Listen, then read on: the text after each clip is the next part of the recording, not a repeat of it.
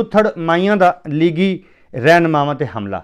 ये हुण इस्लामाबाद दे विच ये वायरस तुहानूं पता किन्ना गंदा है। और माइयां जिहड़ियां ने यूथड़ ये तली ते रख के लगियां फिरदियां ने कि आओ चढ़ी जाओ तो लंघी जाओ।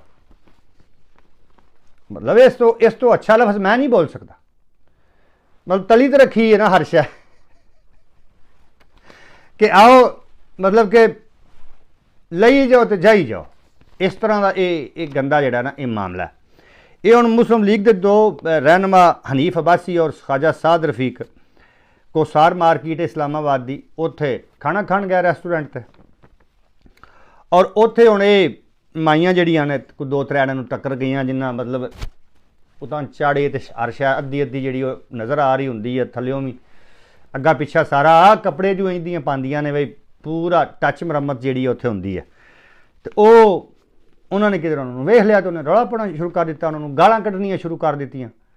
क्योंकि ज़ाहिर गल इस तरह दी जिहड़ियां आवारा औरतां होंदियां ने, उन्होंने बंदे किहड़ा उत्थे कोल हुंदे ने, वो तो यूथी होंदे ने, या अमरीका च या बरतानिया च उत्थे डॉक्टर होंदे ने, या इंजीनियर होंदे ने, या कोई होर बैंकां शैंकां च लगे होंदे ने। ते ये पिछों आवारा छड्डियां होंदियां बैरिया टाउन च कोठियां लैके, ते ओह फिर अद्धे अद्धे पा के कपड़े उत्तों अद्धे माल्टे नज़र आउंदे ने। ते मतलब कि हर शै जिहड़ी है बिल्कुल इंज ही हुंदी है जिवें कख नहीं पाया। तो वह फिर इस तरह करके ते हर चौक चौराहे दे विच लोकां नूं चक वड़दियां ने। क्योंकि जेन साजी जो बड़ी वायरस जो बड़ा डी चौक वाला डी चौकना जो आईयां, मैं जी उत्थे मौज सी हर रोज़ नवे मुंडे नवा मास ते नाल पैसा टका भी ते नाल शराब भी ते नाल पर मरी चढ़ जाना PCH। वो मौजां तो ना रही, तो गुस्सा तो है ना इन्हां माइयां नूं।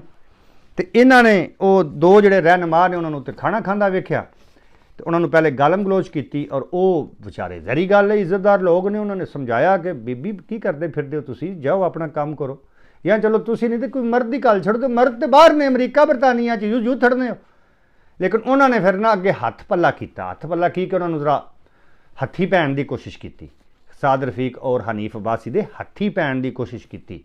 मतलब अद्धियां अद्धियां नंगियां ने तो रेस्टोरेंट दे विच हथी पैण की कोशिश की। जरा तुसी अंदाज़ा ला लो उन्हों का। और मैं काश मैं उन्होंने नाल हुंदा ते बड़ी ही स्टोरी बननी सी, बड़ी चस बननी सी अगर मैं उन्होंने नाल हुंदा, हनीफ अब्बासी दे नाल अगर मैं हुंदा उत्थे मौजूद ते मैं ये जिहड़ियां त्रै चार माइयां सी इन्हां दे नाल ओह करना सी जिहड़ा ओह चाहंदियां सी। अच्छा, उन्होंने समझाया तो कोई ना, फिर उन्होंने समझ आई। फिर जिहड़े ओह सिक्योरिटी गार्ड हुंदे ने रेस्टोरेंट दे ओह आ गए, तो उन्होंने फिर लम्मियां पा लिया उन्होंने, वो त्रै माइयां जिहड़ियां सी लम्मियां पा के, ते जहरी गल है लम्मियां पा के फिर उन्हें की कीता होएगा। हाँ, वो फिर उन्हें कीता ते फिर वो कर कुर के ते उन्होंने किसी रक्शे रुक्शे ते झाड़ के ते बैरिया टाउन जिहड़ा एक